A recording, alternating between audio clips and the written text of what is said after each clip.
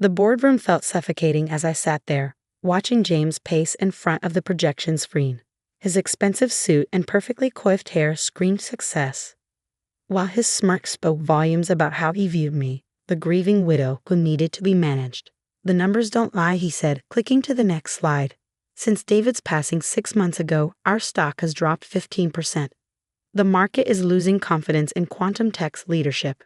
My name is Rachel Chen, and 6 months ago, I lost my husband to a car accident. Today, I was about to lose his company too, or so my brother-in-law thought. Our shareholders are nervous," James continued, his voice dripping with fake concern. "They're worried about having well, let's be honest here, a housewife controlling 51% of a major tech company." The other board members shifted uncomfortably. They'd known me for years as David's wife, the woman who hosted company parties and attended charity events on his arm. The woman who, as far as they knew, had no technical background, no business experience, no qualifications beyond being married to their brilliant CEO. If only they knew. "Rachel," James turned to me, his expression a masterpiece of condescending concern. "You know David would want what's best for the company. My proposal is more than generous. We'll buy your shares at a premium. You can keep the house, the cars, maintain your lifestyle. But let those of us who understand this industry take control." I looked down at the proposal in front of me, fighting to keep my expression neutral. The generous offer would indeed keep me wealthy, but it would give James complete control of quantum tech, the company David and I had built from nothing. "And if I refuse?" I asked quietly. James's smile tightened. "Then I'll be forced to call for a vote of no confidence. The board already supports me. They know you're not qualified to make decisions about quantum computing and AI development." "I see." I closed the folder containing his proposal. "And what about Project Phoenix?" The room went silent. Project Phoenix was quantum tech's most closely guarded secret, a revolutionary quantum encryption system that could change the face of cybersecurity. As far as the world knew, it was David's final project, still in development. James' confidence faltered for a moment. "Project Phoenix is proceeding according to schedule." "Really?" I raised an eyebrow. "So you understand the modifications I made to the quantum entanglement algorithm last week? The ones that increased efficiency by 40%? His face went blank. Around the table, board members started whispering to each other. "What modifications?" James demanded. "David's original design was flawed," I cut in. "It couldn't scale beyond local networks. The new architecture I implemented allows for global deployment while maintaining quantum coherence." The whispers grew louder. James's face reddened. "You expect us to believe you understand quantum computing? You've never even worked in tech." I smiled, thinking about the past 5 years, about the late nights working alongside David, developing algorithms, solving problems that had stumped the industry's best minds, about our decision to keep my involvement secret, knowing how the tech world would react to a female Asian developer, especially one married to the CEO. "Actually," I said, standing up and walking to the computer connected to the projector, "I've been working in tech for longer than you have, James. I just did it under a different name." I typed quickly, logging into a secure server. The screen filled with code, the core architecture of Project Phoenix. "Do you recognize this coding style?" I asked the board members. "It's remarkably similar to the work of R.C. Wang, isn't it?" The effect was immediate. Everyone in tech knew R.C. Wang, the mysterious developer whose innovations had driven quantum tech's success for the past 5 years. The genius who never appeared in public, never gave interviews, communicating only through code commits and technical documentation. "That's impossible," James sputtered. "R.C. Wang is." "Me," I said simply. "Rachel Chen Wang. David and I decided early on that my work would be judged more fairly if people didn't know I was his wife. So we created a persona, the reclusive genius who just happened to collaborate brilliantly with quantum tech's CEO." I pulled up more files, years of development logs, emails between David and me discussing technical details, video recordings of us working late in our home office. David wasn't just my husband. I continued, my voice soft but firm. He was my partner in every sense. We built this company together. The only difference is he did it publicly while I worked in the shadows. The board members were staring at their tablets, where I just sent copies of all the documentation. James looked like he'd been hit by a truck. "This is a trick," he said weakly. "Some sort of deception. Would you like me to explain exactly how the quantum entanglement modifications work?" I offered. "Or maybe you prefer to discuss the neural network architecture I designed for our AI division, the one you've been taking credit for managing these past 6 months." The next hour in the boardroom was unlike anything anyone present had ever experienced. I walked them through Project Phoenix of architecture, explaining complex quantum computing concepts with the ease of someone who had spent years immersed in the field.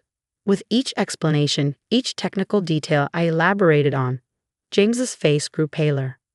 "But the patents," he finally interrupted, grasping at straws. "They're all in David's name." I pulled up another file. Actually, they're jointly held. David insisted on it, though I wanted to keep using the R.C. Wong persona. I smiled slightly at the memory. He said someday the world would need to know the truth. Marcus Chen, our head of development and no relation despite the shared surname, leaned forward. "The Quantum Bridge Protocol, that was you. The one that solved our coherence issues." I nodded. David was brilliant with hardware, but software was always my strength. We complemented each other perfectly. That's why he never fully explained how certain systems worked, Marcus said, realization dawning on his face. He always deflected to R.C. Wong's documentation. "Because I wrote it," I confirmed. David and I had an agreement. He handled the public face of the company, the meetings, the presentations. I focused on development, on solving the technical problems that kept us ahead of the competition. James had remained unusually quiet, his eyes darting between me and his tablet. I could almost see the wheels turning in his head, trying to find a way to discredit me. "Even if this is true," he finally said, "running a tech company requires more than just technical knowledge. It needs business acumen, leadership skills." "You mean like the skills I used to negotiate our Series C funding?" I interrupted. "The deal I closed with Vector Capital while using the R.C. Wong persona." More murmurs around the table. The Vector Capital deal had been legendary. A $300 million investment on incredibly favorable terms, negotiated entirely through encrypted communications with the mysterious R.C. Wong. "That's right," I continued. "I handled most of our major deals. The investors actually preferred dealing with R.C. Wong. They said they'd never met someone who understood both the technical and business sides so completely." I clicked to a new slide showing our company's growth over the past 5 years. Every major innovation, every significant breakthrough, they all came after R.C. Wong joined the company, after I started working with David. "This is absurd," James snapped, finally losing his composure. "You expect us to believe that all this time, while you were playing the perfect corporate wife, hosting dinner parties and charity events, you were secretly some kind of tech genius." "No," I said calmly. "I expect you to look at the evidence in front of you and make a rational decision about what's best for this company." I turned to address the entire board. "I understand your concerns about leadership, but ask yourselves this: who really knows quantum text technology? Who understands where we're going and how to get there? The person who created our core technologies or the person who's been trying to take credit for them?" The board members exchanged glances. Patricia Morrison, our longest-serving member, cleared her throat. "Mrs. Chen, Rachel, why reveal this now? Why not continue as R.C. Wong?" I thought about David, about our late-night conversations about the future, because David was right. The world needs to know that innovation doesn't look like what they expect. That breakthrough ideas can come from anyone, regardless of their gender, their background, or whether they fit the tech industry's preconceptions. I pulled up one final document, the last email David had sent me just hours before the accident. "My brilliant Rachel, if anything ever happens to me, don't let them push you into the shadows. Show them who you really are. Show them what we built together. All my love, David. I spent 5 years hiding who I am," I said quietly. "I won't do it anymore. This company needs leadership that understands both its technology and its potential. I am that leader, whether you choose to accept it or not." James stood up abruptly. "This is all very theatrical, but it doesn't change the fact that I have the board's support." I moved to call for an immediate vote on my proposal to purchase Rachel's shares. I smiled. "Actually, James, I don't think you do have the board's support. Not anymore." Marcus Chen was already shaking his head. Not after this.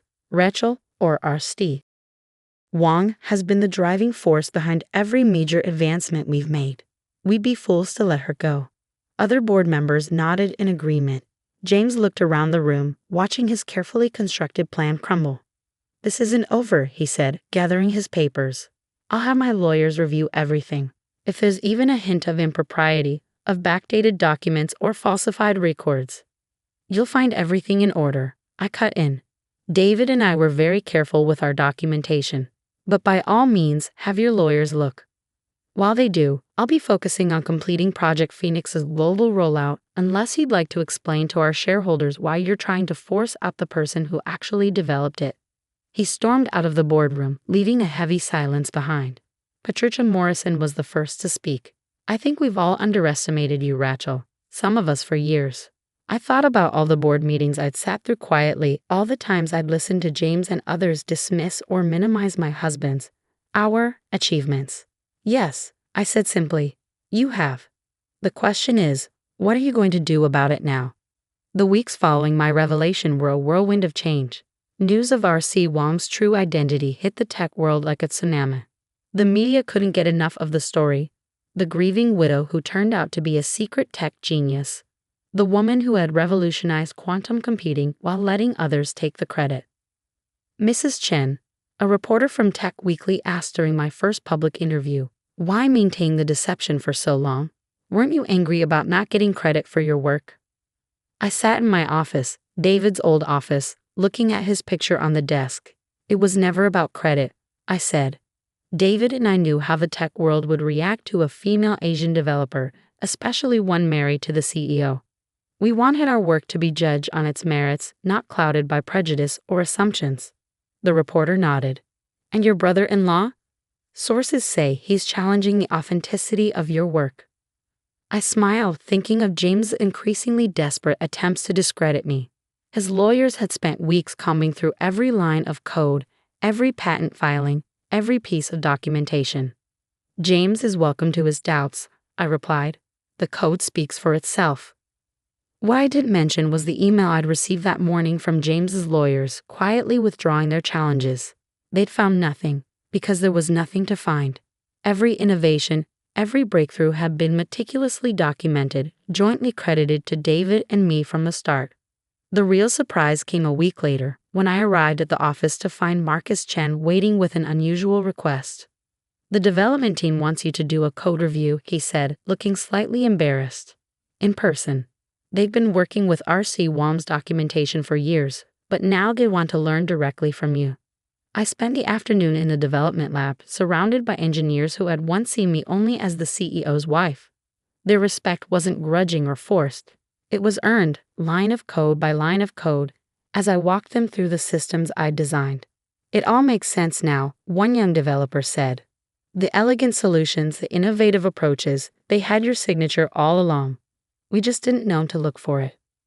That evening, as I was preparing to leave, Patricia Morrison appeared in my doorway. The board has been discussing the future of quantum tech, she said without preamble. We'd like to make your position as CEO permanent.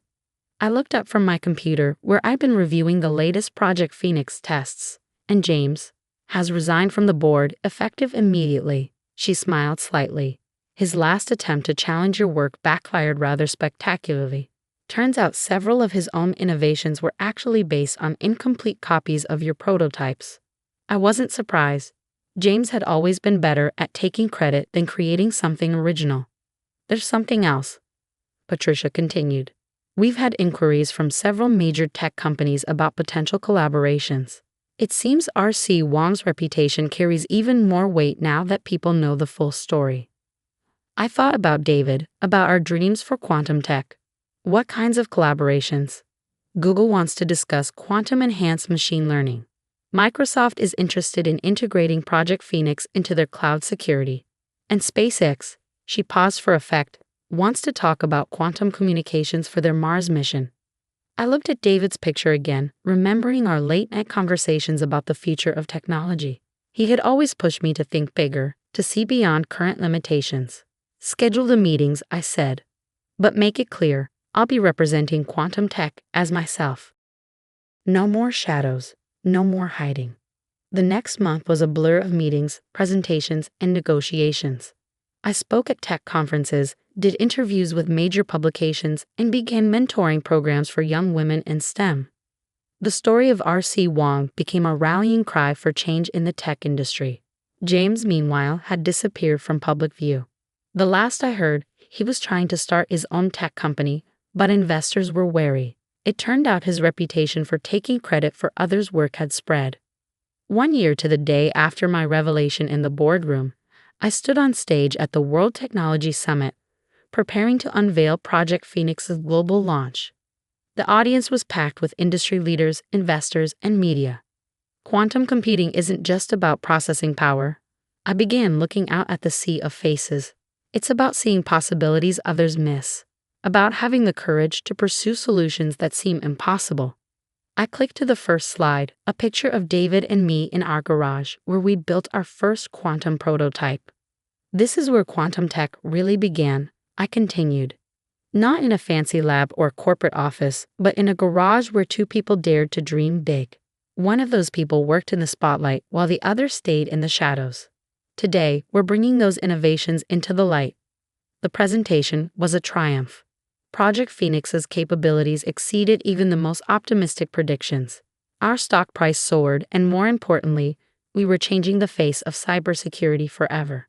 After the presentation, as I was gathering my things, I found a note that had been slipped into my bag.